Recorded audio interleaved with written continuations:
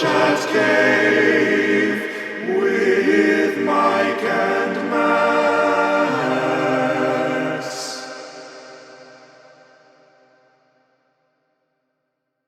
Welcome back to the Chat Cave here on McGTV, youtube.com/Mike McGTV. Follow me on Twitter at Mike McGTV. As always, I'm joined by my co-host Max from the Three Geeks Podcast at Three Geeks Podcast and threegeeks.ninja.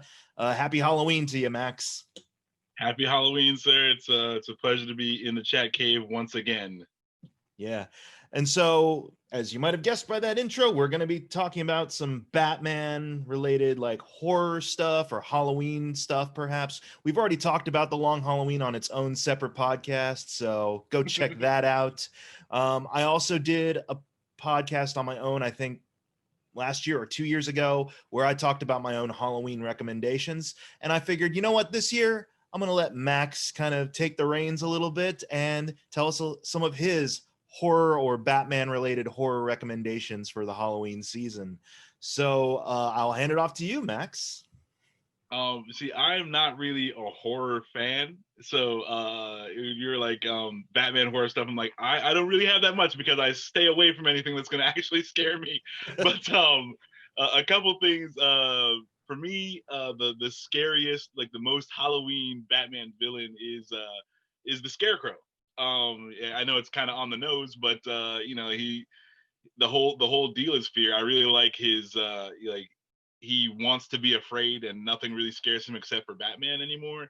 So that's you know, that's a really interesting character. But the best thing for me, actually I think like the creepiest Scarecrow is from Batman the Animated Series, but not like the original one, like when they did the like the, you know, when they Superman animated series and when they did the shake up of it. Yeah, they like redesigned all the characters to make them fit more with the animation style they were doing with Superman, and also because they were gonna, you know, of course, team up Batman and Superman.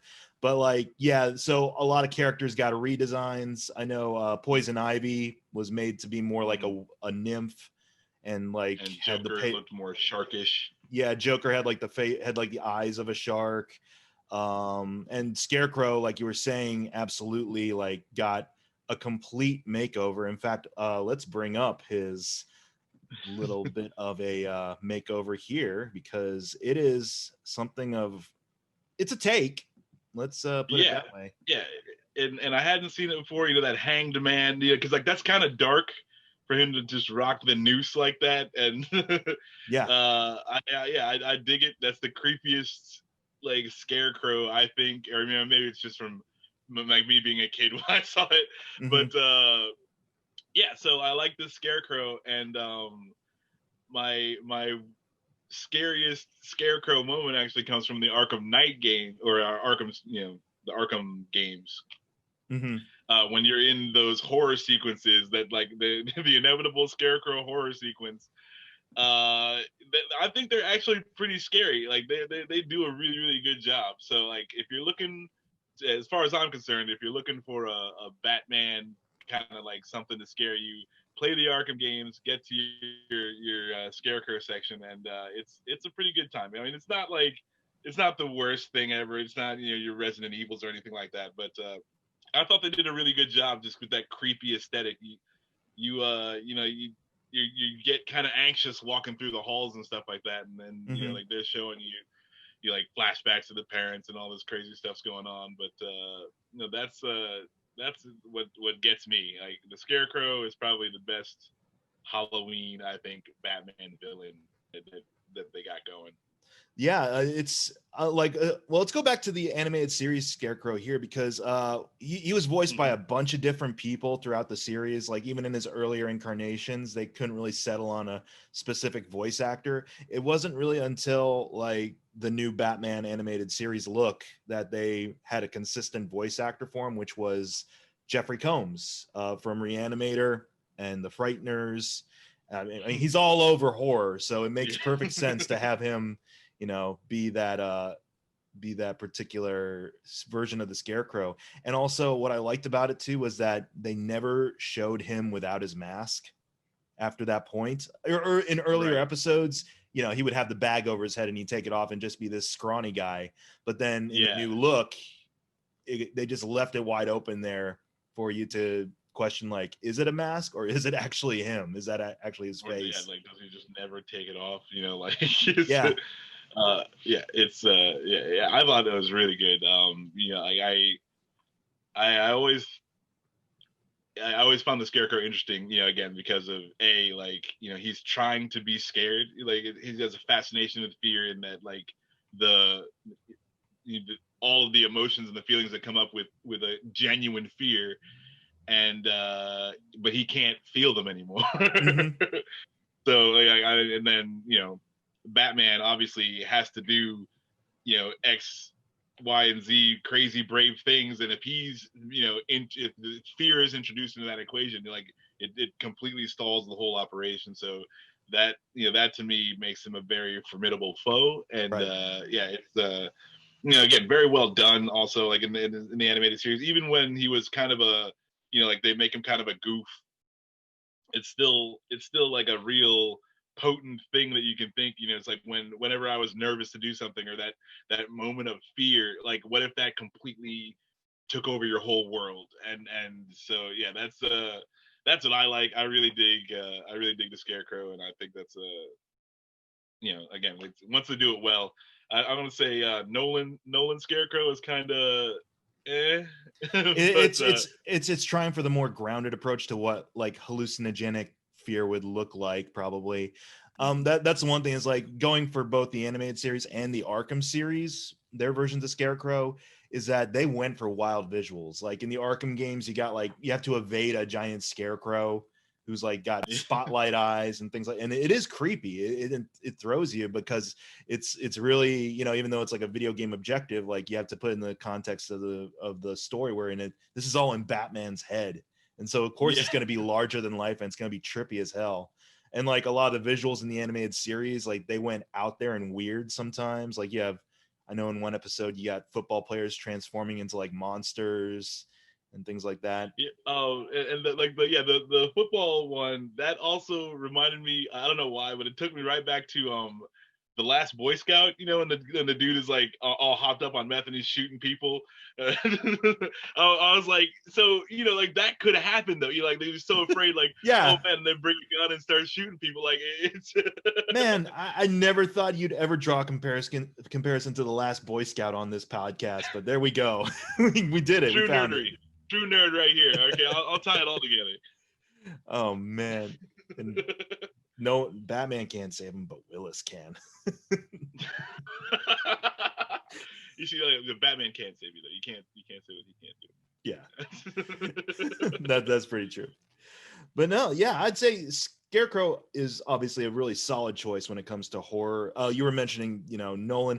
They try some stuff, but the thing is with the Nolan stuff, that visual palette is already so dark and depressing and bleak that the even like the trippy visuals that do happen when you're exposed to the gas don't really trip you up too much. Like at most they distort No. faces and Batman's eyes glow, or he becomes like a black demon creature. Yeah, like that was like as far as they went, is like, you know, but that was the Scarecrow being afraid of looking at Batman and he's just like oozing this Mm-hmm. stuff out. Um, I would have liked to see them try, you know, a good like mind trippy, you know, like psychological thriller Mm-hmm. Scarecrow movie. I like that would be really cool. Um, I think it could work, and you know, like not knocking Nolan, like he did a really good job for 2 movies, Yeah. and We but talked about it. but yeah, it's easy to go hokey, I think, Yeah. and you can kind of see that with the original, but like the original animated series, he wasn't that kind of villain. They didn't need that kind of villain, and so like that's, you know, that was cool the way they did it. You know, Mhm. it's sort of like comparing, you know, Batman 66 characters versus, you know, like comic book characters. You know, you're like, Right, right. okay, well, you know, this is obviously super camp and yada yada yada. So like it works for what they were trying to do. But yeah, I have to say, as like, Scarecrow is my guy, and if you're looking for my purest Scarecrow experience, it's the Arkham series. Like whenever you're going through those Scarecrow missions, because Mhm. yeah, like I mean, it leaves you with a general creepiness, and that is truly scary to me. Yeah. We have the Scarecrow to thank for one of the most iconic lines ever. It's in a Scarecrow episode, I think, where Batman does the whole "I am vengeance, I am the night, I am Batman." It's because he's And tripping there it out is. on fear gas, and he's like, "Okay, I got to get my stuff together," and so I got to tell myself this. It's his mantra. He just keeps, I am Yes. vengeance. I am vengeance. I am vengeance. He went home immediately after, curled up into a ball, and he's just like, "I am vengeance, I'm the night, I'm Batman. I'm vengeance, I'm the night, I am Batman." Yeah, for sure. You know, like it's rough being Batman. You got to do what you got to do to work it out. That's Alfred's there, like stroking his hair. Yes. It's all right, Master Wayne. Oh, dear God. Vicky, get down here. Because Vicky Oh knows the man. way. So Yep. I mean, who doesn't with Alfred there? with Alfred there, who doesn't know the way into the Yeah. Batcave? I was thinking about this too because I was going over the episode I'd done previously because I didn't want to necessarily just retread over stuff, and I figured you'd have different takes and characters and stories, and you did. I don't think I brought up any. I may have brought up some of the Arkham stuff a little bit, but absolutely like not as in depth as you got into it. I was thinking like other characters I mentioned in the previous episode with Halloween stuff, Man Bat, just the Man Bat episode, but Man Bat overall throughout like comics and stuff. Like actually that's a terrifying visual, just this human-sized, bat. And there's an older story where Man Bat is like terrorizing Las Vegas. And so Batman has to like track him down. And so it's not necessarily overtly scary, but it is a little surreal just to see Batman, who's usually this brooding dark protector, and Man Bat, who's like this demonic looking creature. And then you see the backgrounds of like flashy Vegas and like Yeah, they crash into a casino. And the freaking Caesars is there, and yes, everyone's like, little old ladies playing slots, and the Man Bats flying over. but it does eventually take them out, I think, to the desert and like caves, because Man Bat will probably hang out in a cave. And Yeah, so makes sense. it does get really kind of gloomy and eerie towards the end of the story. And I'm not going to spoil the reveal on that one, but it was a fun revisit. Yeah, and then the Man Bat is the Batman take on werewolves. Like they like, I'm not sure how many actual werewolves are in Batman, but no, like it's cool. It's also like a Dr. Jekyll kind of deal a little bit. So I dig Man Bat for sure. That I was thinking about him too, but I was like, what really got me? Like I didn't want to. Like Man Bat's like, again, it's kind of scary. It's a big giant monster. The jump scare in Arkham Knight always gets me. Whenever I restart the game, I completely forget that that's a thing that happens. So I'll give him that. Like and I put Man Bat and like Killer Croc kind of in the same level. As far as like what we're talking about, but like I think Killer Croc too is a good, decent. Depending on how they depict him, he's a really good villain. Just for crazy monstrosity. I like the in the what was it?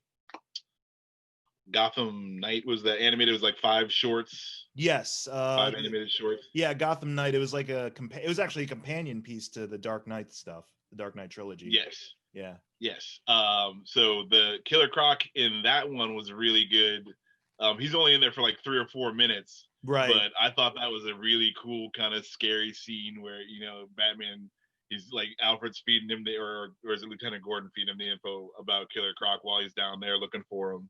Well, he's like a cannibal because it's in the Nolan verse, so it's got to be grounded. Oh, that was Scarecrow too. That was actually the Scarecrow. Yeah. I was about to say that's 2 villains in one short. Yeah. Yeah, it was a double header there. But yeah, like they did that one really well. Yeah. No, I remember that, just because too, like that setup of the sewer system and like Batman's meeting like people who live in the sewers and stuff. Like it's dreary, but it suits that particular version of Killer Croc well. And yeah, like you said, he's utilized, I think, effectively for the time he's in the short. It's not like fully his vehicle, but yeah. Yeah, that's good stuff. I mean, because like, yeah, like it was a really cool. And I guess it's more about the setting too. Like, you know, once you put them in the right places, and everything will just work. Because you know, like this old coffin row, like like Killer Croc is just chucking dead people at Batman. Like, Yeah, it's like an old pneumatic system where they like sent coffins down the rail or whatever. So he's got like a whole cadre of like coffins to throw at him. It's weird. I'd never heard of such a thing, but of course they would have that in Gotham. You know, Yeah, like, of why course. not?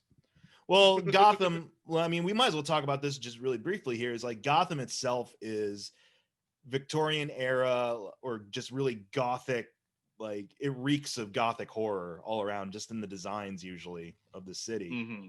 And so I feel like when you have a backdrop like that, like stuff like Gotham by Gaslight, the comic, not the movie. Yeah, no, for sure. Oh, they made a movie? They made a movie of that, huh? Huh? What? Yeah, sure. I'm selectively blocking that from my memory because it was so terrible. Did you take a chunk of your memory and just be like, we'll forget about that one? Yeah, we don't need that. That'll be space for something else later. Yeah, the Gotham by Gaslight, Batman v Jack the Ripper. That's you know, again, just like Victorian era horror, but it's, you know, yeah, no, it gets you. Like the aesthetic scare would get you. Yeah. And I'd say stuff like some of the first issues of like the Court of Owls storyline is definitely kind of unnerving, just because you got not just the design of like those Court of Owls like masks, which are they're creepy, but like yeah, they're definitely have that like faceless creep factor, you know, or just a bunch of people with just eyes looking at you. Dude, but barn owls are some of the scariest looking things, even though, you know, they can't mess with us because we're human. But like, do you look at a barn owl in like the pale moonlight, just straight ahead? It is freaky. It is a freaky looking creature.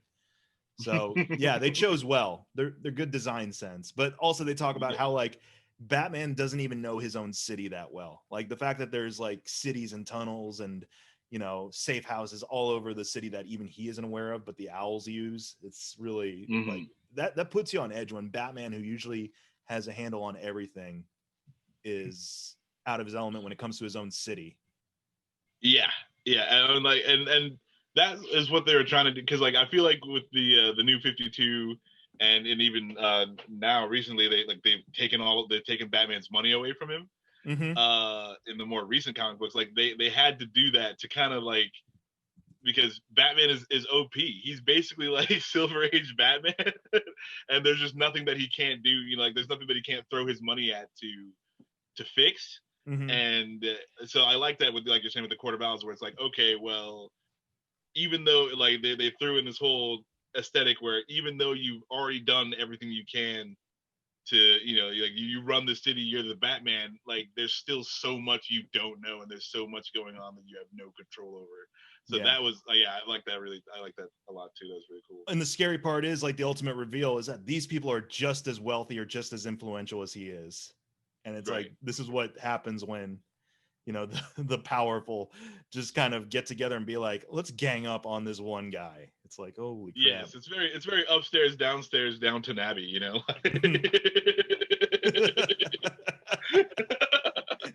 Batman is what's his name? Dan Stevens or whatever that guy is. I'm unaware. I don't actually watch Downton Abbey. Okay, I was about to be like, Max, shall we pull your knowledge of Downton Abbey and upstairs, downstairs? No, you can catch me on the Downton Abbey podcast on 3 Geeks. Jeez, you guys will make a podcast for anything, Christ. I mean, we already got Matlock podcast going, so it's not that far of a stretch.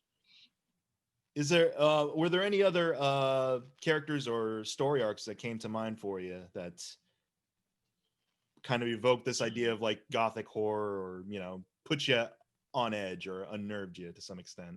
No, nothing. Yeah, again, because like if I feel that like creepiness, I'm kind of out. Like I just don't want to. Personally, I don't like being scared. I hate it. I don't understand why people go to like haunted houses and horror movies. So I shy away from that stuff. But no, after Gotham by Gaslight, I don't think there's anything, you know, like that I would just subscribe as horror that you can kind of, you know, like for the theme of the month that you can watch for Batman. But yeah, like there's, again, like you can watch the Gotham Knight shorts, like the Scarecrow episodes are really good. It's super creepy. The Scarecrow missions on any of the Arkham games, those are always very well done and super creepy. Yeah, like Killer Croc, Man Bat, those guys are good. Is there anything? You know what though? Go ahead. You don't know. Go Go ahead. Sorry.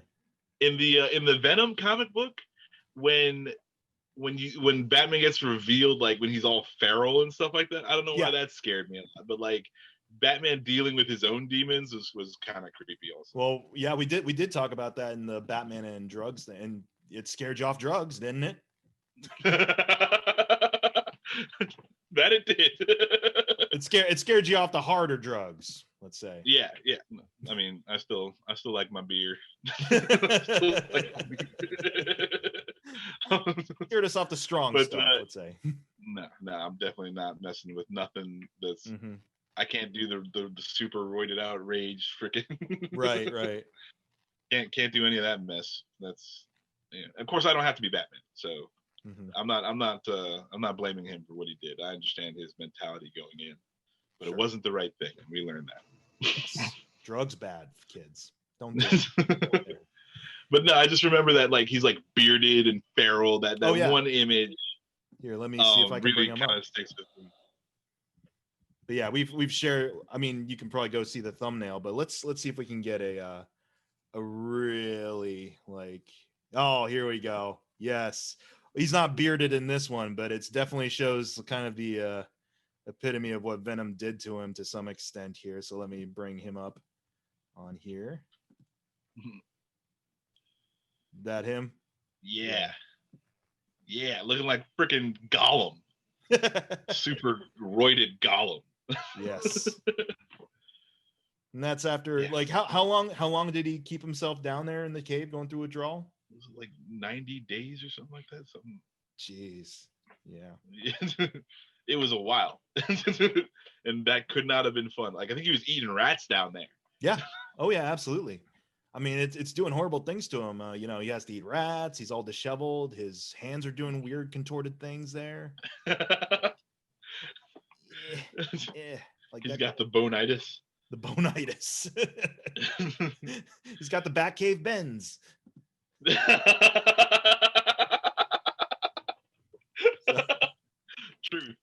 True.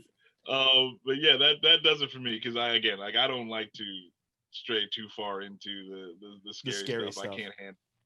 Yeah, no, I understand absolutely. It's like, well, and that's kind of the great thing is Batman can be adapted and changed to suit so many different moods. He can be the light campy Batman if you're looking for that, like Adam West stuff or Golden Age stuff. He can be more detective driven, you know, more mystery incorporated, not Scooby-Doo Mystery Incorporated, but incorporating mystery.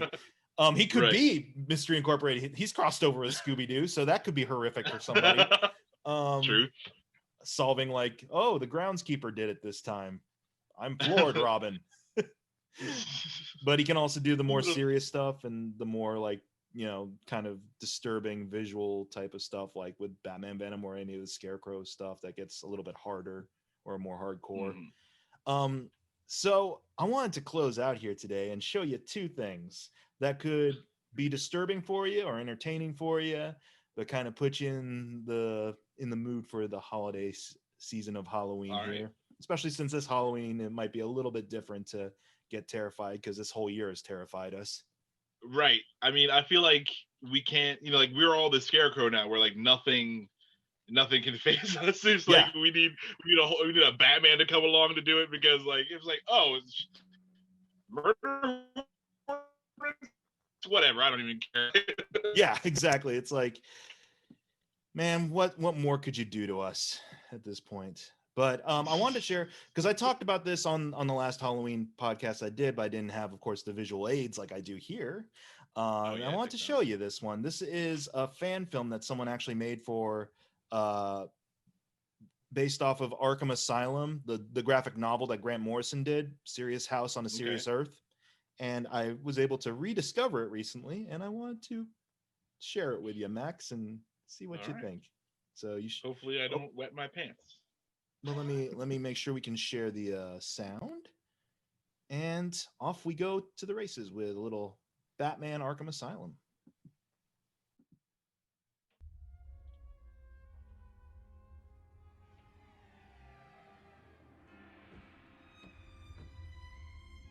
It's in, I believe, Spanish. Soy yo. So sorry, there aren't any subtitles for you. Te traigo algo de comer.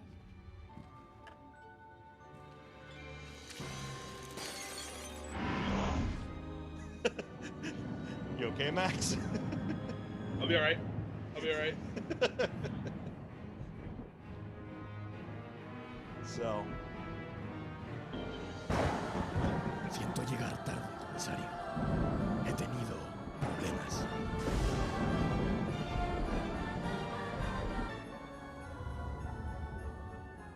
¡Hola! Dime cómo está el chico maravillas. ¿Ya se afeita? I dig Spanish Joker. Debe reconocer, doctora, que cuesta imaginar que este sitio pueda contribuir a la salud mental de nadie. Su mujer ha dado a luz un niño sano y ambos están en perfecto estado. Ya basta. El tipo corre con su ramo de flores, pero la cama de su mujer estaba fea. No lo hagas. Entonces el médico y las enfermeras le gritan: ¡Inocente! Joker. That dude is fucking soft. Yeah, he's a little jigsawish.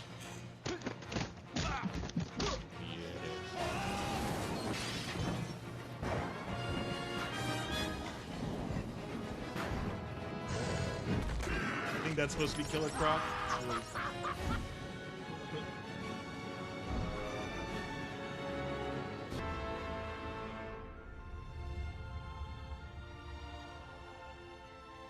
Yeah, the Batman kind of sounded like Funny or Die Batman. Yes, Pete Holmes. So, you know, there's some points, but it's like, yeah. No, but like I first saw that Joker makeup, I was like, that is kind of terrifying. I'm not gonna lie. Yeah, That's a little unnerving. It's got a creep factor of 7, I would say. Did you understand any of the dialogue going on there?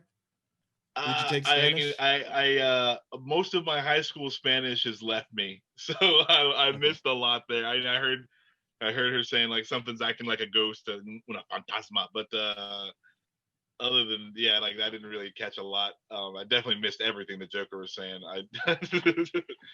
But I mean, like that's still like that opening sequence with like the super creepy kid feeding his mom or whatever that was going on there. The mouth stuff, like that got me for sure. Got me in the creeps, but no, that was good though. I mean, for a fan film, absolutely. Like, oh yeah, great production value.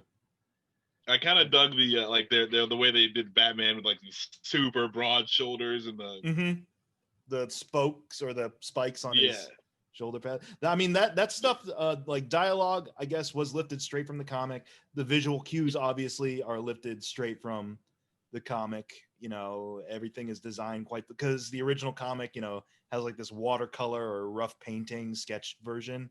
It's not like actual like what we consider to be mainstream polished comic book art. It's really rough and really kind of disjointed, but I feel that works for the story. And so yeah, they tried their best to make that as live action as possible. So, and even though the small action was good, and that was really good. I dug that. I would watch that again. You know, it's because it's only 2 minutes, so that's not that bad. Only 2 minutes. There you go. Full length might be a chore. Yeah. And so the last thing I want to show you that I came across, which you might find entertaining or you might find disturbing, but disturbing for different reasons, is, you know, they leaked test footage, or there wasn't a leaked test footage. I think it came out with like an official Blu-ray release or something like that. There's test footage of different actors trying out to be Batman and Bruce Wayne. And so you see like Christian Bale do his Batman and Bruce Wayne stuff. He's wearing like the Batman and Robin suit because that's all they had at the time. They hadn't started designing the actual Batman suit yet, I guess, for Nolan's version. So it's weird to see like him in Clooney's suit. But then there was another actor who went out for Bruce Wayne and Batman, and I will share with you his parts of his audition reel. I hope it's Ron Perlman. It's not, but holy God, that would be awesome if it was. Oh my God. Hey, what's up? I'm Batman. Yeah, but just have a stogie in his mouth. Be like, Batman. Just be Hellboy, basically. Yeah, just Hellboy Batman. I'm down. I'm 100% down for that. So here we go. Here is somebody's audition to be Batman. Who was with Falcone at the docks?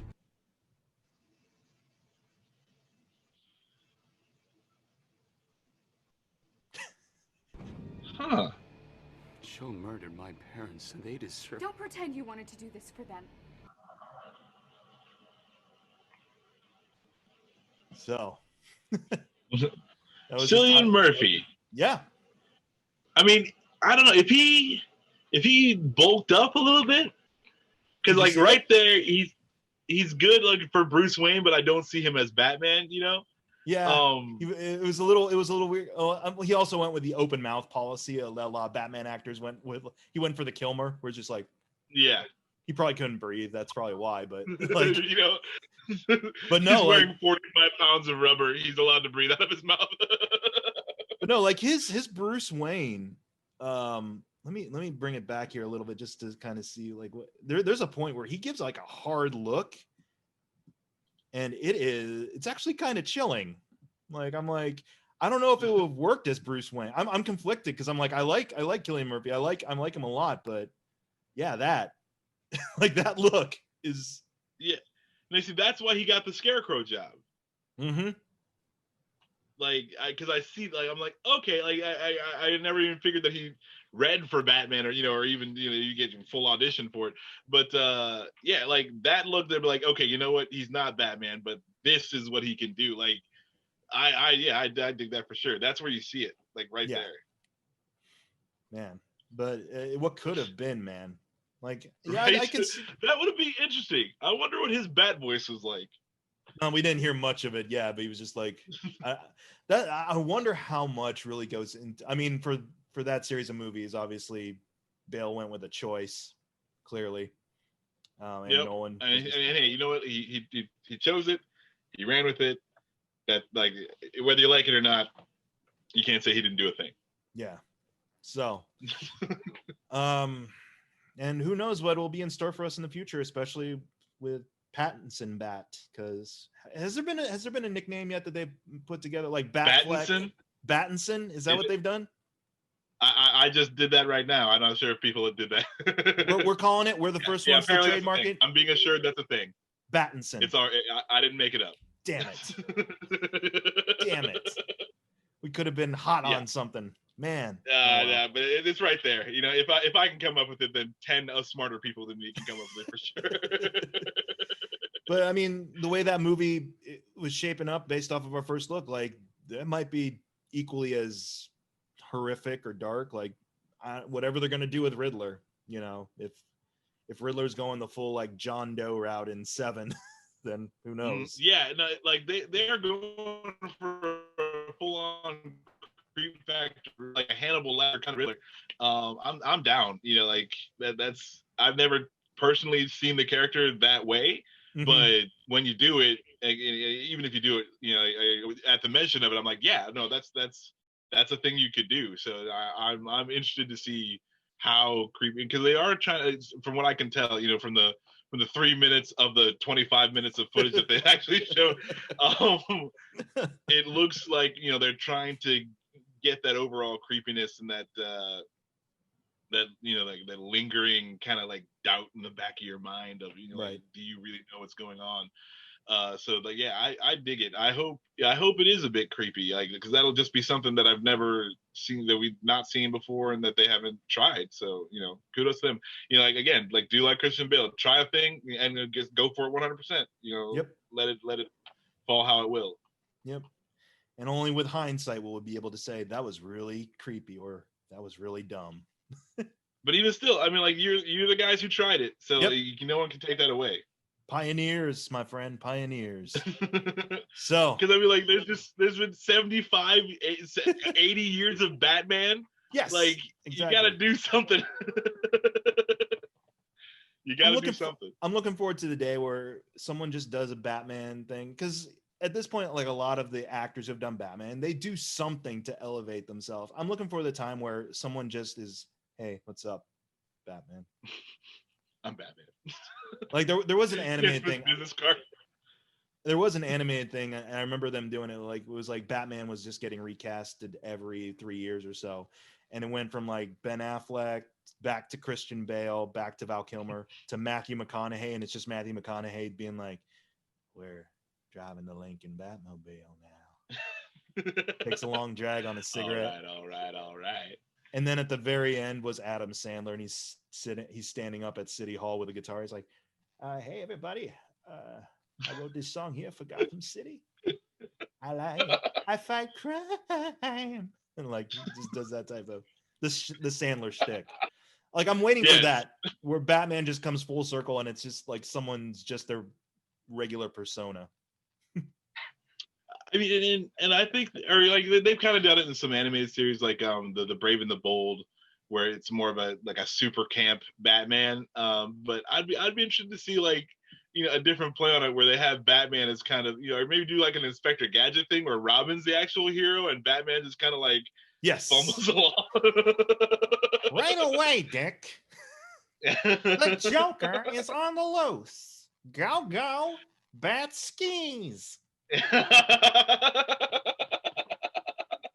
Yes. Robin solves all. Robin or Batgirl solve to make it more in line with Penny Gadget. Batgirl solves all the crimes. Ace talks. Whatever. I can't remember what Brain sounded like. I don't remember. But I think it was just more. Did he talk? I don't think he used words, did he? But it was like a. It's been a minute since I've watched Inspector Gadget. Well, next up on our podcast, Batman v Inspector Gadget: Dawn of Gadgets. We'll see who wins. My money, Gadget. No, Penny and Brain for the win, I think. Yeah, my Penny and Brain like outsmart everybody. Oh, that would be good. That would just be good storytelling, But or Batman and Penny are like, listen, let's go give him something to do. Hey, Inspector, here's some breadcrumbs. Can you follow them? Okay, let's go solve the case. Let's go solve the case on our own. Yep. And like little do they know that the wild goose chase that they send him on is actually like the leading back to the main case. Dr. Claw and Ra's al Ghul are like working together. Ooh. Oh, okay. We need to shut up. This is writing itself. We need to. Shoot. Warner Brothers, if you're out there, because I'm sure you're out there, because you probably tagged this video for that Arkham Asylum thing earlier. Warner Brothers, our idea. Come talk to us. We're the guys. So, oh man. Well, that was fun. That was a lot of fun. All right. Well, you've been listening to the Chat Cave here on McGTV, youtube.com/MikeMcGTV. Follow me on Twitter at MikeMcGTV. I was curious, Max, do you have any Three Geeks announcements you want to throw out there? We have just been doing interviews as we have kind of changed gears, because like there's not a lot of geek news that's going around for us to chat about, and there's not a lot of media that's being put out, just yet. So we kind of had to shift gears, but we've got a crap ton of interviews with a bunch of interesting people, just like people in the business, people, writers, actors, directors. And we're just having a blast. We got another interview coming up with a Marvel comic book artist, so that's in the pipe. We're definitely doing all of our casts, so check us out, 3geeks.ninja. We've just got a bunch of stuff coming out. Yep, and also on Twitter at 3Geeks Podcast. You can follow them there, and we'll be posting a lot of the stuff and written reviews and so forth. But yeah, 3geeks.ninja. Well, have a happy and safe Halloween. It's going to be weird this year, I know, but we'll make it work. If anything. Yeah. Just to catch us next time, same chat time, same chat channel, Mike McGTV. I am vengeance. I am the night. I am tired. I'm vengeance.